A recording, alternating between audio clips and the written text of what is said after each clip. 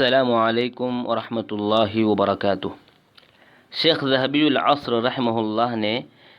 جو کتابیں ہیں ان کی اہمیت کے بارے میں اور جو کتابیں ضائع ہوئیں ان کے اسباب کے بارے میں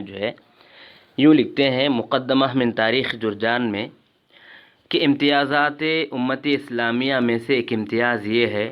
کہ وہ تاریخ قدماء اور سیر علماء کو یاد رکھا ہے، جس کے لیے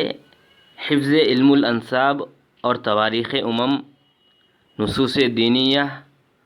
نقد روایات کی قابلیت، تمییز بین صحیح و غلط کی صلاحیت اور ایسے تمام فنون میں بہت ہی ممید و معین ثابت ہوا ہے۔ ہزاروں کتابیں میں ضائع ہوئیں مختلف حادثات کے بنا پر، مختلف حادثات کی وجہ سے، مثلاً تاتاری حادثہ مشرق میں، صلیبی طغیان مغرب میں،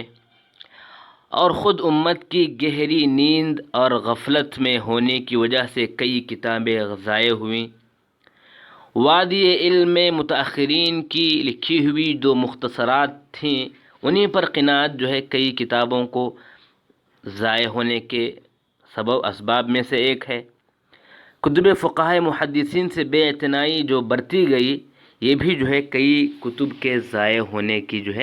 اسباب میں سے ہے۔